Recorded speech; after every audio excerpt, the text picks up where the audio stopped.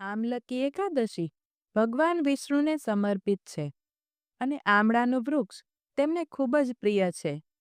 આ દિવસે ભગવાન વિષ્ણુ આમળાના વૃક્ષમાં નિવાસ કરતા હોય છે. તેથી તેના પૂજન અને સેવનથી વિશેષ ફળ મળે છે. કહેવાય છે કે આમળા ભગવાન ધ્રુવ અને ચંદ્રવંશી રાજાઓ માટે પણ શુભ માનવામાં આવે છે. માન્યતા છે કે આમળાની પૂજા કરવાથી બધા પાપો દૂર થાય છે અને મુક્તિ મળે છે. હિન્દુ ધર્મગ્રંથો અનુસાર આમલકી એકાદશી વ્રતની કથા પૌરાણિક કાળથી ચાલી આવે છે. આ કથા પાપનાશક અને શુભદાયી ફળ માનવામાં આવે છે. આ કથા રાજા ચિત્રરથ અને વિષ્ણુ ભક્ત બ્રાહ્મણ વિશેની છે. પૌરાણિક કથા મુજબ પ્રાચીન કાળમાં વેદિશ નામનું એક શહેર હતું, જે ધાર્મિકતા અને પવિત્રતાથી પરિપૂર્ણ હતું.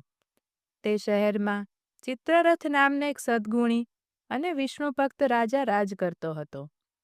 રાજાની પ્રજાએ હંમેશા ધર્મપંથનું પાલન કર્યું અને વિશેષ રૂપે એકાદશી વ્રતનું શ્રદ્ધાભાવે અનુસરણ કરતા. એકવાર ફાગણ શુક્લ એકાદશીના દિવસે રાજા અને પ્રજાએ આમળાના વૃક્ષ નીચે વિષ્ણુ ભગવાનની પૂજા કરી અને આખો દિવસ ભક્તિપૂર્વક ઉપવાસ રાખ્યો. રાત્રે બધા ભક્તો ભજન કીર્તન અને હવનમાં લીન હતા.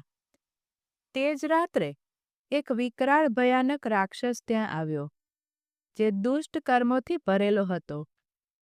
તે ખૂબ જ શક્તિશાળી હતો અને નિર્દોષ પ્રજાને ત્રાસ આપતો હતો.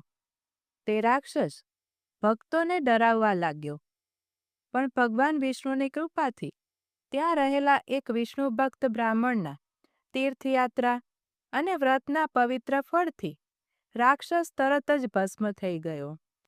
ત્યાં ઉપસ્થિત બધાને આ ચમત્કાર જોઈને આશ્ચર્ય થયું અને તેઓ વધુ શ્રદ્ધાળુ બની ગયા.